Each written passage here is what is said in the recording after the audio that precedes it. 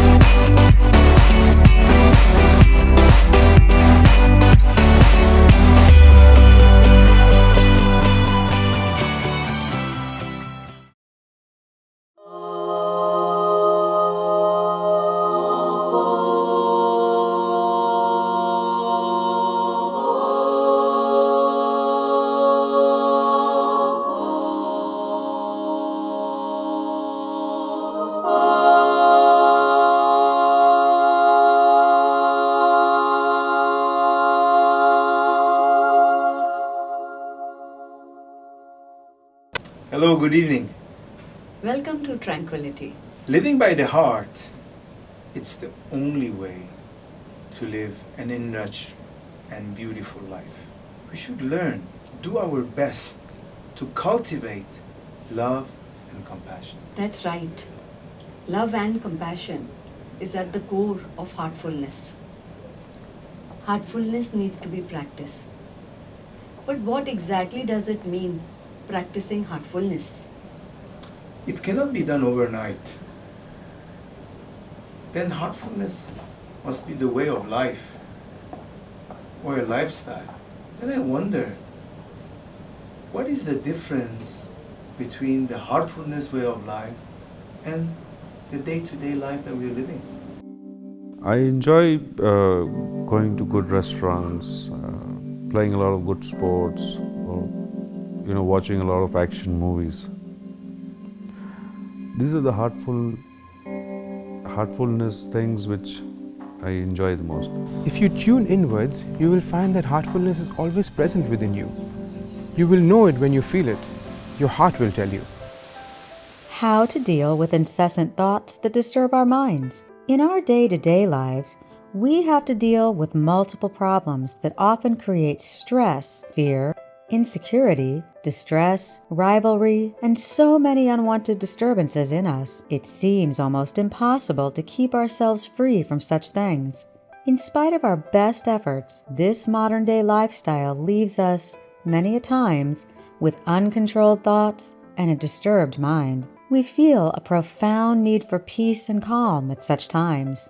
We may also lack the capacity to regulate our thoughts and subsequent actions. For many of us, the mind can be compared to a pendulum, which, if not regulated, puts the clock out of order.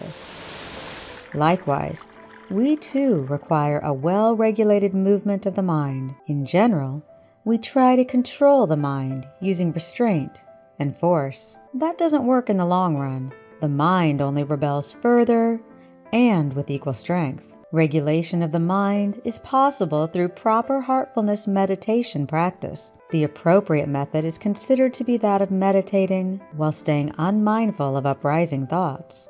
We may even try treating these unwanted thoughts as if they were uninvited guests, ignoring them as far as possible. Unwanted thoughts will then cease to trouble us. Regular meditation will certainly make the mind peaceful. We also begin to develop a better capacity to concentrate due to sustained meditation practice. And so, the more we practice, the more we find that the simple act of meditating every day results in a calmer, sharper, and focused mind. When we are concerned about others and working towards their welfare, I believe that's a state of heartfulness. That's a good point. You see, after all, the ego would like to have a full control and dominance. The most simple pleasure of life, it is heartfulness, but the moment comes when you want to fulfill your desires. That's when your ego talks. Now let's see, what are those moments of heartfulness in our lives?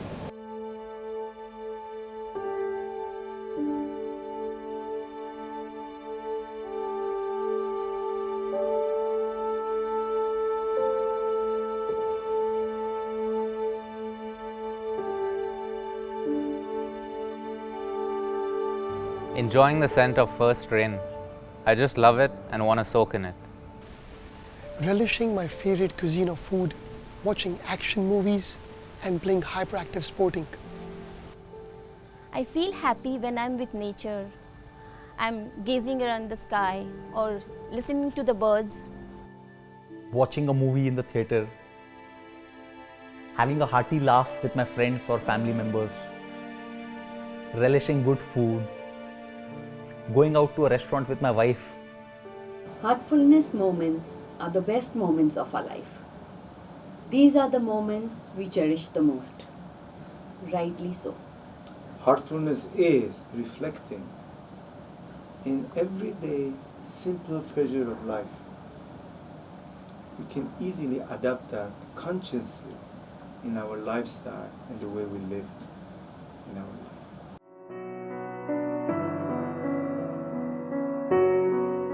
I would say that my approach to life has changed. Earlier I was doing things mechanically, where I was just doing it and I was not conscious of what I was doing. Now, even though I am just doing simple things like I am eating something or I am just doing some household work, I try to do it as consciously as possible, and I see that the quality of the work and the joy of doing it is much more greater. Now when I eat my food, I eat it very slowly and enjoy it. But earlier, I would be so rushed.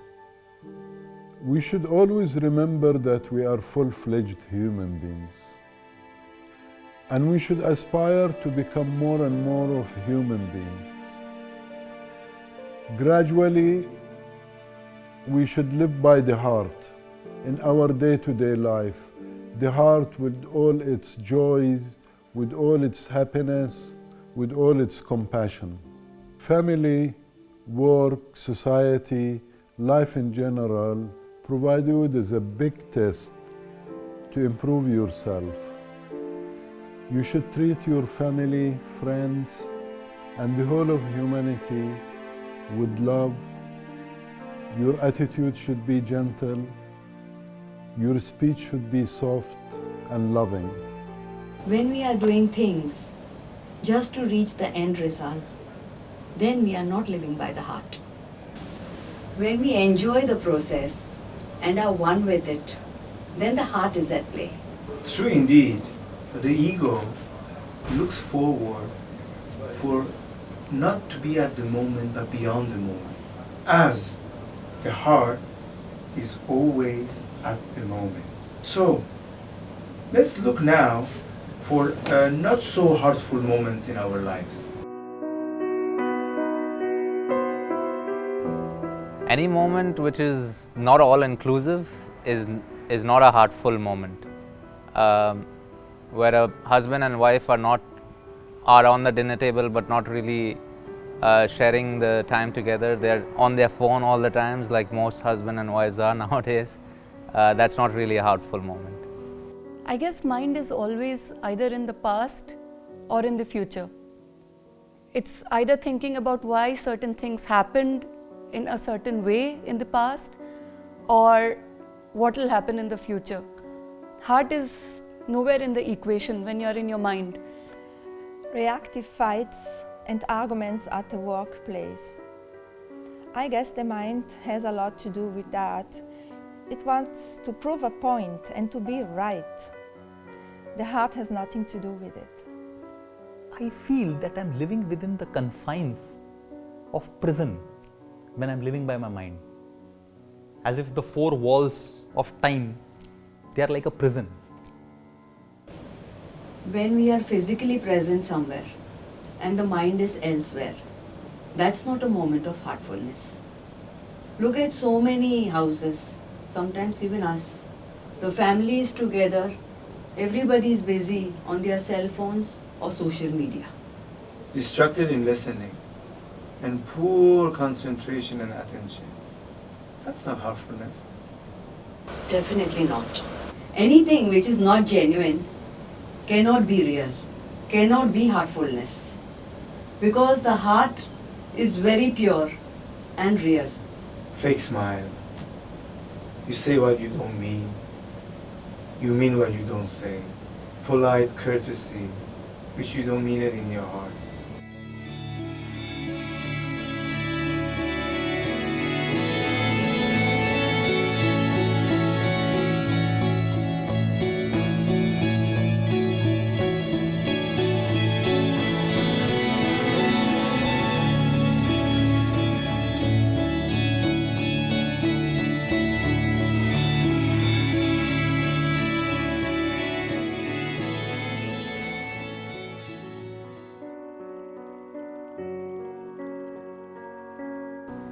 With heartfulness, my desire to compete has reduced.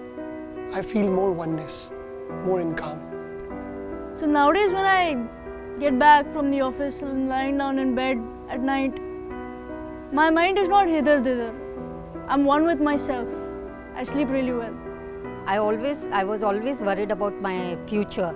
I used to think about this problem, that problem, about the solutions, which never even came in my life. Heartfulness gives us the courage to face the challenges of life cheerfully. Heartfulness helps us a lot as well in our workplace. Brings more concentration, more focus on our work, improve our relationships with our colleagues. Let us see what we have to say and let us share experiences in our workplace with living heartfully. Living heartfully has definitely aided me in my decision making. Sometimes the reality is viewed through the lens of my mind, which is too myopic. It has made me a better team player. I have realized each member in the team has a special role to play and everyone contributes to the team.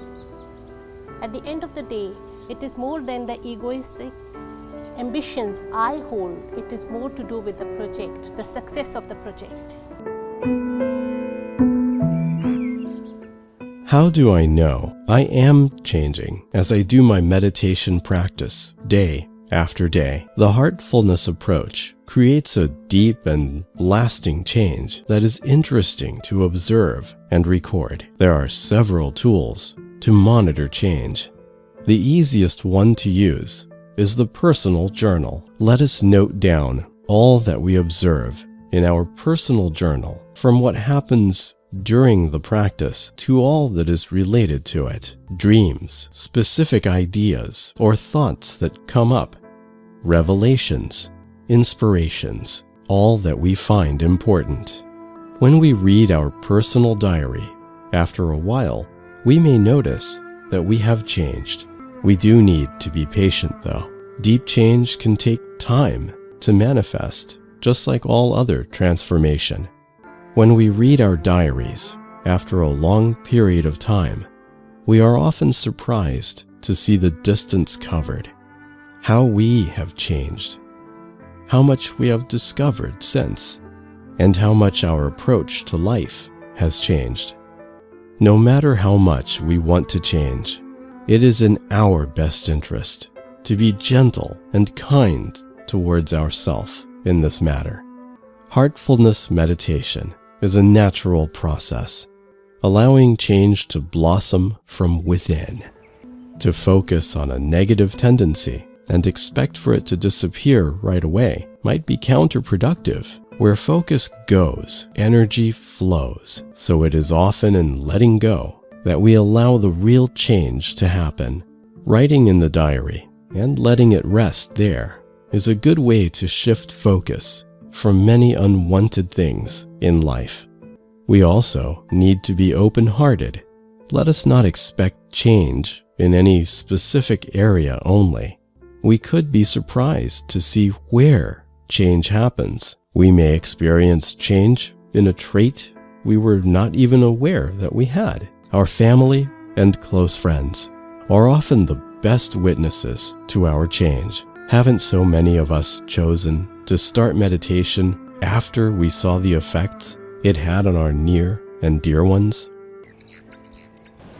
Heartful living is the best way of life, as it is rooted in the very essence of life. It returns you home, a home which is lovely, vibrant, full of love. Living heartfully helps us evolve as a human being.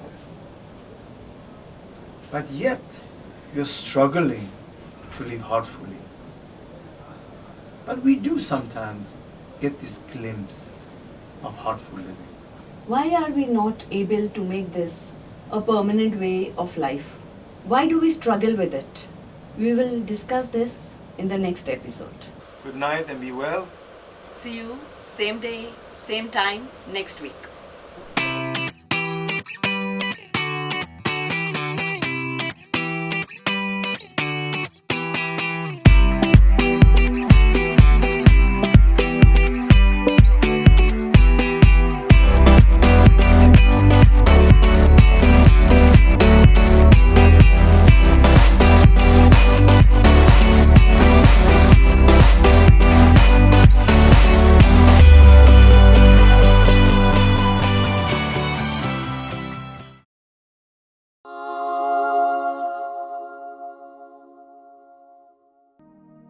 Tranquility, brought to you by Sahaj Mug.